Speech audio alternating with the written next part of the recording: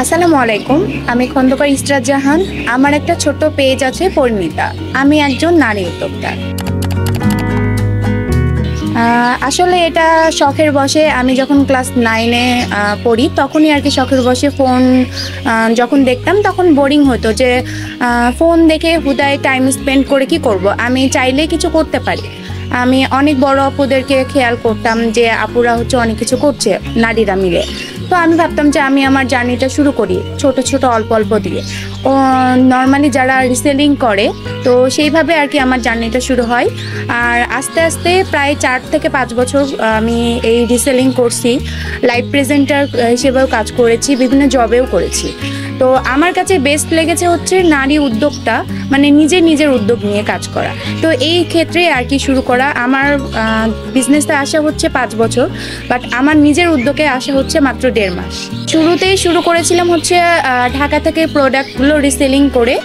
আর এখন হচ্ছে নিজের হাতের তৈরি handmade jewellery, Rajshahi batik collection, তারপর হচ্ছে হ্যান্ড পেইন্টের জুয়েলারি, হ্যান্ড পেইন্ট ড্রেস, আর হাতের চুড়ি, মালা, মানে রিজনেবল প্রাইস। আমি চেষ্টা করেছি যে রিজনেবল প্রাইসের মধ্যে কিভাবে ইউনিক কালেকশন সবাইকে প্রোভাইড করা যায়। আমার কাছে রয়েছে হচ্ছে হ্যান্ডমেড যে জুয়েলারিগুলো, যেমন ফিঙ্গারিং, তারপর হচ্ছে মালাগুলো। এগুলো যেমন আমরা হচ্ছে ম্যাটেরিয়ালসগুলো কিন্তু কেনার পরে আমরা পুরো পেইন্ট করে দেন আমরা সেট আপ করি। আর এই যে এই চুড়িগুলো দেখতে পাচ্ছেন আমার হাতে, এই চুড়িগুলোও কিন্তু আমরা একটা একটা করে ম্যাটেরিয়ালসগুলো মেক করে দেন আমরা হচ্ছে চুড়িগুলো মেক করে থাকি। আর এছাড়াও আমাদের যে বাটিকের কালেকশন দেখছেন, সাধারণত রাজশাহীতে কিন্তু খুব কম মানুষ হচ্ছে বাটিক করে থাকে।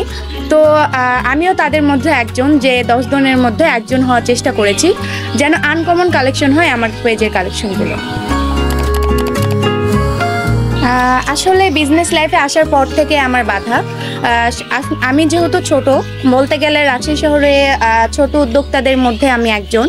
তো চ্যালেঞ্জের মধ্যে অনেকেই পড়তে হয়েছে। আমি আমার কাজের মাধ্যমে সবার সাথে আর কি একটা ভালো সম্পর্কের মধ্যে জড়িয়েছি। আমি চেষ্টা করেছি আমি সৎ পথে আগাবো, আমার পেজ নিয়ে, আমার সম্মান নিয়ে। আমি চেষ্টা করেছি আমাকে মানুষ চিনবে, আমার পেজকে চিনবে, আমাকেও চিনবে। তো আমার পরিচিতি নিয়েই আর কি এগিয়ে গেছি। এখন আমার পেজে আমাকে চেনে। আমি যেহেতু এখন বলতে গেলে আমি একজন খুবই ছোট, মানে স্টুডেন্ট, কেবল ডিগ্রি ফার্স্ট ইয়ারে পড়ি। তো আমার পড়াশোনার ফাঁকাফাঁকি আমি হচ্ছে এই কাজগুলো করে থাকি। আমি প্রত্যেকটা টাইম মেনটেন করে করি যে আমার এই কাজগুলো এই টাইমে হবে। আমার ব্যক্তিগত জীবনে যে কাজগুলো সেগুলো মেনটেন করে দেন আমি আমার কাজগুলো করে থাকি। ভবিষ্যৎ পরিকল্পনা, আমার ইচ্ছা আছে আমি নিজেও আগাবো, এমনকি আমি নারী উদ্যোক্তাদের নিয়েও কাজ করি। আমার একটা ছোট গ্রুপও আছে, তো সেইখানে বিভিন্ন উদ্যোক্তারাও আছে। তারাও আমার গ্রুপের মাধ্যমে আর কি তারাও তাদের প্রচারণা করে।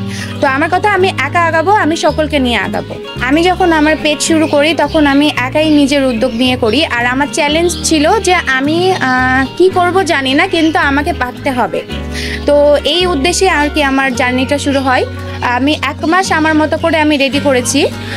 তারপরে ভাবলাম যে না, আমার একার পক্ষে আগানো সম্ভব না। আমার আরও কিছু মেম্বার হলে আমি আমার পেজকে টিম মেম্বার হিসেবে কাজ করি। তো আমার টিমমেট আছে হচ্ছে 5 থেকে 6 জন। কিছু ঢাকায়ও আছে, কিছু রাজশাহীতেও আছে। কারণ ঢাকার যে ম্যাটেরিয়ালসগুলো লাগবে, যে পেজ মেনটেনের যে জিনিসগুলো লাগবে, সেগুলো আসলে রাজশাহীতে সব কিছু পাওয়া যায় না। তো ঢাকা থেকে তারা সাপোর্ট করে। অ্যান্ড আমার রাজশাহীতেও কিছু মেয়েরা আছে, তারা আমাকে সাপোর্ট করে আমার পেজ মেনটেন, আমার বিজনেসে। বাট তারা সাপোর্ট করলেও তারা যখন একটা প্রোডাক্ট পাঠায়, তখন আমার যদি পছন্দ সেটা না হয়, আমি কিন্তু নিজে এটা টাচ আপ করে দেন ফিনিশিং দিয়ে তারপরে আমি সবার সামনে প্রোভাইড করি। মানে আমি চাই আমার কাজগুলো নিখুঁত হোক। আমি সবাইকেই বলি, আমি প্রথম থেকেই হচ্ছে সবাইকে সাপোর্ট করে গেছি। দেখা যাচ্ছে যে কেউ যদি নতুন উদ্যোক্তা হয়, আমি যেমন লাইভ করি, যেটা লাইভ করি তাদের প্রমোশন করে দিই। তো তারা যদি বলে যে আপু আমি নতুন শুরু করছি, তো আমি বললাম যে ঠিক আছে শুরু করো। পেমেন্টের ক্ষেত্রে আমার কাছে কখনো বাঁধবে না, কারণ এটা যেহেতু আমার কাজ। আমি বলি তুমি শুরু করো, সমস্যা নেই, আমি আমার দিক থেকে যতটুকু সম্ভব আমি হেল্প করব। কেউ যদি আমাকে বলে যে আপু এটা কিভাবে করব, আমি মেনলি নতুনদের নিয়েই কাজ করি। তারা যেন আগাতে পারে। আমার কথা, আমার যতটুকু জ্ঞান বা আমি যতটুকু শিখেছি আমি তাদেরকে ততটুকুই শিখাবো।